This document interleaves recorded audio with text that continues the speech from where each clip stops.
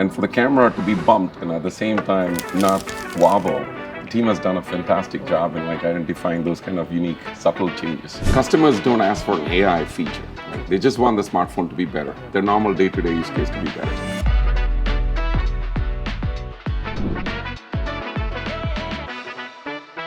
Today we have with us Nanda Ramachandran, VP Pixel Business. Hi Nanda, thanks for taking the time out to speak with us. No, thank and you. Welcome to Unboxed by Croma. So Unboxed is Chroma's blog, which helps people find extraordinary products, buy the right ones, and ultimately use them better. And talking of extraordinary products, I think we'll have to start by talking about the new Pixels. So congratulations on the launch. It was a great one. And in my opinion, the Pixels continue to be the best way to experience Android as it's meant to be. So before we start talking about the latest in Android, I have a small surprise for everyone here. How about we look at the first ever Android phone that was launched? The first one. So here it is. This is the first ever phone. This is HTC. HTC Dream, yes. HTC Dream. So we've come a long way. I remember this, by the way. So I've been in the smartphone industry forever. Yeah. So I remember the first Android phones. I mean, look at the display. I know it's. We have come a long way in display, and I'm pretty sure we have come a long way in battery and camera quality. There's no selfie. I wonder how people took selfie. I don't think people knew what selfie is at that time. I think there was one of the insight was people were actually turning the phone and taking the selfie, and pretty exciting period actually. It's actually also swipe. Yeah, I know, it's a slight kick, right? Yeah, and then at that point was the philosophy was you need to have a physical keyboard because the transition was from, the BlackBerry devices, and I think Samsung had something called Blackjack, which was almost my first smartphone. Nice. And typing was easier with the physical keyboard. And now, I mean, it's just amazing. Yeah, Probably 2008. Thereabouts, yeah. Yeah, so what 16 years has done to technology is just like unbelievable. I think it's the best time to segue into from what was the first Android to what's the latest Android phone in the market. So Pixel 9. Again, congrats on the big Made by Google event. Yeah. How about we start with a quick recap for people who might have missed the event, all the things that were announced. Yeah, and Pixel 1, we launched it in 2016. And it's been a fantastic journey. Like we brought like significant innovation to the smartphone market. And when we announced in the Made for Event for Pixel 9, it was more than just a smartphone. We had the significant developments of Android and AI-based developments, the power of Gemini bringing into our smartphones. And then overall, like of course, the hardware. We had multiple products that we announced, and I'll talk a little bit about those as well. But the beauty of what Google is trying to do is, this is the first time Google has the ability to operate in the full stack. So for new smartphone experiences to come alive, you need to have everything optimized all the way down to the chipset. So that's why all the Google Pixel products are developed on using Tensor, which is completely developed by Google. We coordinate very closely with Google DeepMind, which is the powerhouse of AI innovations, and we optimize the entire chipset for developing those experiences. And on top of it is our Android. So this is the first marriage that has been successfully done, at least for the last, from 2018, 2020, from Pixel 6 onwards, a marriage of Google Tensor, and a full flagship level of hardware, software capability, and through the power of AI integrating both together. We announced multiple products in the Pixel portfolio. So starting from Pixel 9, Pixel 9 Pro, as well as Pixel 9 Pro Fold. So those are the 4 phones we announced. And for people, the commonality is they are all developed by Tensor chipset. Right. They all are powered by different AI experiences. But for every price tier, we kind of match the best possible innovation we could bring for that particular price tier. So Pixel 9 Pro, for the first time now, we have 2 sizes. We have a Pixel 9 Pro and Pixel 9 Pro XL. Because before, people would want the pro level camera capability of a Pixel, and their choice was always, either to downgrade the size of the display and downgrade the entire experience, or they need to buy a pretty big phone. Yeah. And so for the first time, it was a big engineering challenge we basically said, okay, we need to bring the entire Pro experiences in two sizes. It's a 6.3 inch, so it's almost like a Pixel 9 size. You have a Pro version, and then you have a Pro XL version, which is a 6.8 inch as well. And then Pixel 9 Pro Fold, like one of the most exciting innovations in the category in my view, and I'll talk a little bit more about Pixel 9 Pro Fold, but this is the thinnest foldable in the market that's available. I noticed. And our primary philosophy is very different. The front screen of the Fold, we believe it needs to behave like a phone. So we wanted to make sure the front screen, like you don't have to unfold for every experience. Yeah, true. And so we wanted to make sure like that experience is fully satisfied. And then when you unfold, it's an 8-inch tablet. So all of Google Magic comes through. Whether you use Gmail, you can drag and drop, you could multitask. So those are all the abilities that are brought to the Fold. And along with it, we announced a powerful ecosystem as well. So we announced Pixel Watch 3. With that, we announced a powerful set of ecosystem products as well. We announced Pixel Watch 3, which is now available in two sizes. A bigger screen device, which is what I have, and I think yours is Watch 2, which is a smaller one, but it's available in Watch 3 as well, the same size. And then we announced Pixel Buds Pro 2, which is like a fabulous, like perfect fit earbuds, which has noise cancellation, pretty much anything you could think for listening music. And the more important part, we also announced the power of Gemini coming to our earbuds. So for the first time, we have the Tensor chipset optimized for Pixel Buds Pro. So you're bringing in several things that work on a phone now to your headphones. And to have the seamless conversation with Gemini is just magical. So with a standard, a Pro, and a Fold, now there's a Pixel for everyone. No more complaints from consumers. And also for budget conscious, there's also the A series. A series, yeah. So pretty much all bases covered. So from the phones, let's talk a bit about the design. The design on the new Pixel has clearly evolved, yet they retain the flavor that the Pixels are known for. Can you just touch upon the design evolution of the Pixels? Yeah, I think right from Pixel 1, we have retained a very unique identity, I would say. I think Pixel is known for cameras, so this is Pixel 9 Pro XL, and that's Pixel 8. And if you look at the visor, the camera bar is pretty iconic, and we wanted to retain that particular experience.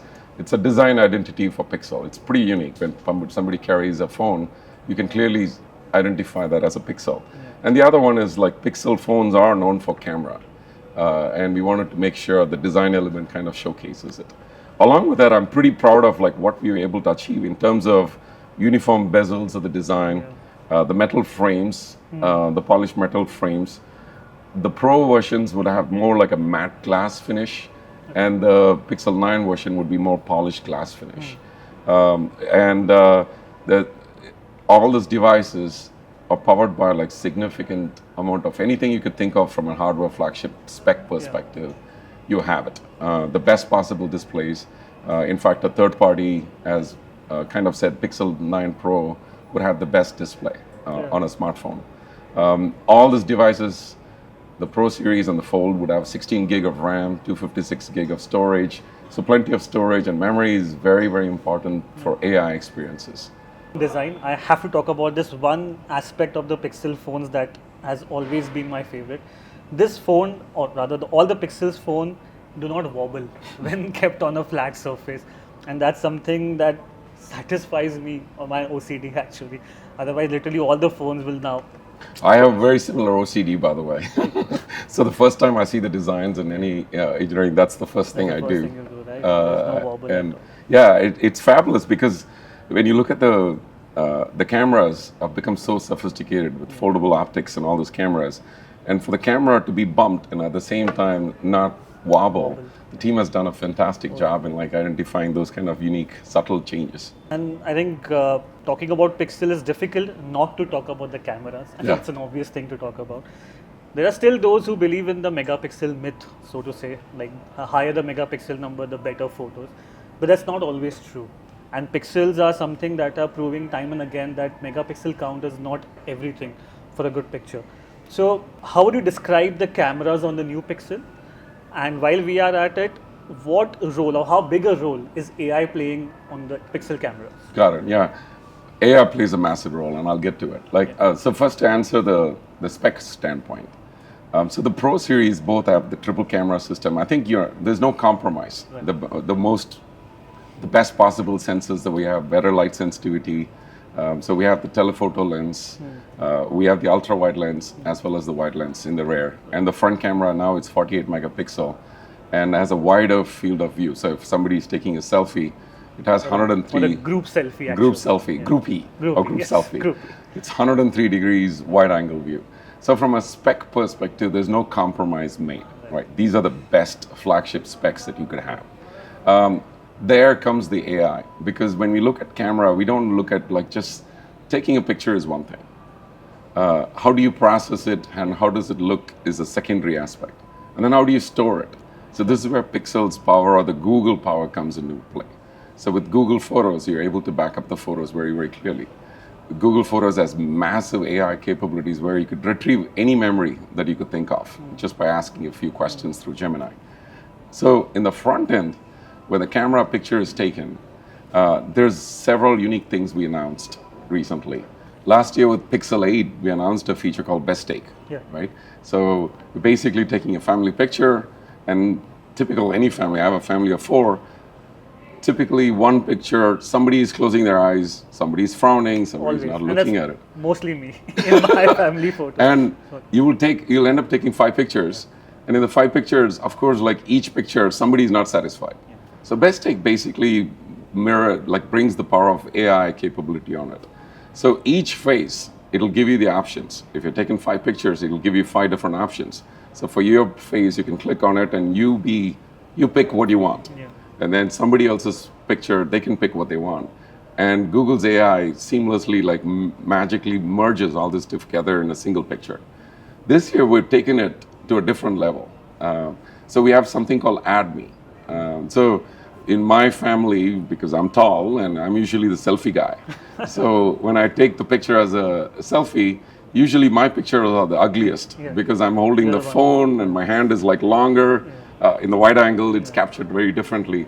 So Add Me gives you an ability where you could basically merge the picture multiple ways. And I'll give you an example. So if I'm taking a family with my wife and sons, I'll make them stand first. I'll take the picture, and through the magic of augmented reality, which is Google platform, we're able to combine the pictures. So now I can take my wife and sons, and then I can give it to my wife, and they can all move away. And then you could view it in your viewer where my picture can be combined with my family. And that seamlessly merges. So that's Add Me that we announced yesterday. It all sounds very magical. Yes, and you should see it. It's beautiful how we're able to do it. And then Zoom, I told you about telephoto lens. So after you take a 30x, let's say you take a 30x zoom picture, we have something called Zoom Enhance. So through the power of generative AI, and I'll give you an example. So I took a picture of a parrot in Costa Rica. 30x zoom, and when you completely zoom it, it's probably granulated. It's on top of the tree. So now I could actually apply Zoom Enhance on top of it.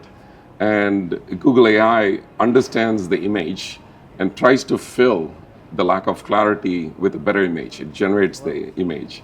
So the end result is pretty magical. So like that, there are several aspects of the camera which we are pretty excited by. Happy to bring it to the market. So since we were on the topic of AI on smartphones, Pixels are leading the way how AI is being used on smartphones. So what is the one or more than one change in the user behavior that you've seen? Yeah, and I'll tell you, from our philosophical, customers don't ask for an AI feature, right? They just want the smartphone to be better, their normal day-to-day use case to be better. So the magic of Pixel is basically in the power button. Like for example, the power button has Gemini integrated. So anytime I press the power button, Gemini is going to pop up. And it'll understand the context of the screen. So for example, let's say I got a WhatsApp message and somebody took a picture of the food in a restaurant or something and they sent it, and I want to make it. So I just click the power button and Gemini will pop and I'll say, how do I make this? And just that question, it's going to be this means what is on the screen, and what is on the screen is a food, and that food is potentially flan or whatever it is, a dessert item usually, and it's going to give me the recipe of how to make it. If the same image is let's say it's a picture of some monument. It's going to, and if I ask a question, how do I get there? That signals, like it understands the context and basically says, okay, this is the place. And through the power of Google, like it understands so many images of things that have been taken on Google Maps. And it's going to say, okay, here's how you get there. And it pops up Google Maps. So that's how seamless we have integrated all these experiences in Gemini. And then there's something called Gemini Live, which I am personally super excited. So like your typical Google Assistant that it's there, it's more like a question and answer. So you question something and it's going to give you an answer. Gemini Live, imagine you just have a very knowledgeable buddy next to you, your personal assistant. You can have any conversation, limitless conversation, and you can interrupt. It's like a human conversation. You should play with it like as soon as you get it. It's like you can interrupt it. You can, if it's talking and you want to stop it and you want like more detail on that particular question, you could do it. You could ask it to pretend. For example, this is an example I've used. I was preparing my son for an internship interview, and I saved his resume on the hard drive. And I basically told Gemini in the Gemini Live, it's like, hey, my son is preparing for an interview. His resume is stored in the drive as whatever the name in the drive. Can you help him prepare for the interview? And it basically links up to the Google Drive because you have given it the access. Of course, everything is access controlled by the user. And it basically summarizes his resume and then asks questions that's relevant to him to prepare for the interview. It could be anything. So you could pretend to be a Croma seller, How do I sell this particular device? Like, what are the key attributes of the device? And it'll help you train yourself better. This might scare a few people standing here. And this also gives me another idea. Maybe Gemini can be my next podcast guest as well. So of course. I think you should play with it as soon as you get Gemini Live. Because I have engaged with Gemini Live on unbelievable topics. It's like exchange rate fluctuations, what's your prediction for a particular match? It tries to engage what are the pros and cons. So it's you're going to enjoy it. AI on smartphones are already so capable. I think for the past 5-6 minutes we've only been talking about AI. So what's the future? How much more can they do on a smartphone? What are your views on that? Yeah, I think Google's vision was like more of a personal assistant. Like truly personal assistant, meaning it knows everything that you choose to give it to it, and how do you make yourself productive, more creative. And I think that possibilities are endless. Like I'm excited for where the technology is going.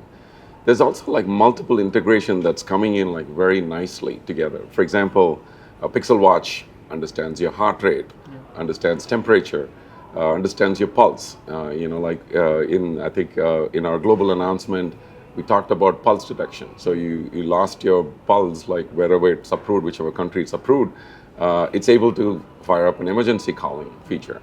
So imagine there's multiple sensors in our world. I'm like super excited for health and wellness going forward in the future. Because like for somebody who's diabetic, who has a continuous glucose monitor. So now through the magic of AI, you have your phone, you have a watch and something else, you can put things together on what could be broken or how could you make your life better. I think that is where I'm most excited about where things are going. Ultimately, all these devices like need to make people's lives better, and we feel we're bringing the innovation for powering real experiences for the user. So real experiences, everything coming together. AI is going to play a big role in that. Yes. So from using these phones to ultimately buying them, and we are at the best place that you can buy a new Pixel phone. So what do you think of this new chapter in this partnership between Google and Croma? And what is your long-term vision of this for this partnership? Yeah, incredibly exciting. First of all, thank you for hosting it in the Croma store. Pleasure. And I think pretty much every India trip I've visited a Croma store. I would say either officially or unofficially. And the experience zones, we have brought things alive. This is what we were looking for, because ultimately our portfolio is premium. People need to touch and feel. And for these devices, like the experiences that I'm talking about, it's very easy for somebody to say, this is the AI experience. But when you actually use it, that magical unlock happens only at retail. So I feel that's where our partnership with Croma is going to be like super successful. I'm looking forward to it. I'm excited with the space, and I'm excited with the promoters and like how we have trained the promoters to come alive. And so if you want to purchase a device, this is the place to come and stop by, play with it, and make you purchase. This space is the best place to experience the new Pixels, play around with them, of course buy them. Yes. You mentioned you visited the Croma stores, officially, unofficially. What is the one thing that you like about in a Croma store? Like for me, it's how neat and clean it is for consumer electronic. Like there's not noise and clutter. Things are much more organized, much more clean looking. I think that's the first impression I had when I came into the Croma store. And of course, like I think the retail representatives that are there, I think India is the place where I've found people to be so knowledgeable. Like, I mean, independent of any training, they genuinely care about technology. They genuinely care about the developments. They read about it.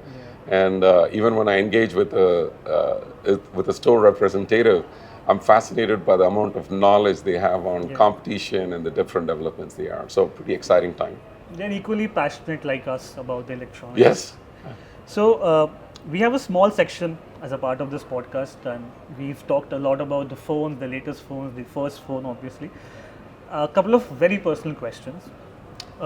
What is the first piece of technology or electronics that you remember buying with your own money? Yeah, the first one I think I fondly remember is a gift actually from my brother, and it's definitely going to show my age. It was somewhere in the early 90s, and it was a Sony Walkman. Do you remember the tape recorder version, not the CD version, the tape recorder version? They show my age, but even that was one of my very early purchases. Yes, and I was very fascinated with how smooth the eject button was. For such a compact device, like pressing the eject button and it slowly opened it up, and like how they had designed the buttons was very, very fascinating to me, and the audio quality was splendid, and it matched perfectly with the introduction of A.R. Rahman at the time, like 92, I think.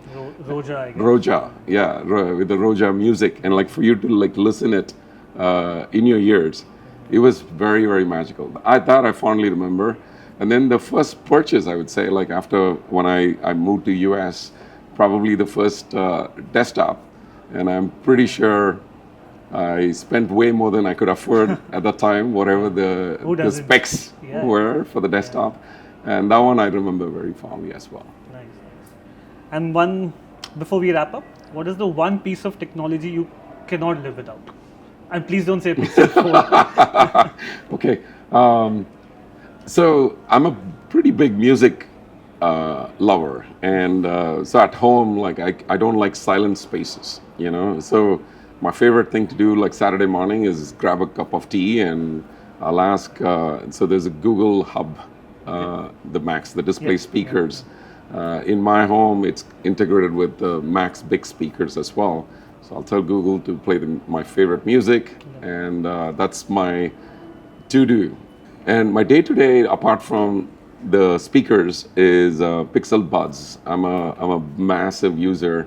I have a dog at home. When I come from work, the first thing I do is take him for a walk, and I listen to YouTube, like shows, podcasts, whatever it is. And that's something that I look forward to in the music. So that's my favorite. Thank you, Nanda, for taking the time out to speak with us. This was truly enlightening, and I cannot wait to try the new phones. Thank you. It's so close, but yet I can't touch them right now. It's all connected. But thank you so much. Thank you for having me over, and this is an exciting space. I hope people come to play with the phones in here. And sorry about my voice as well. This is not my real voice. Thanks for the partnership. Speaking of experiencing the new Google Pixel phones, please visit the closest Croma store, croma.com, Tata New. Please subscribe to Unboxed by Croma YouTube, Instagram, and don't forget to read our website, Unboxed by Croma.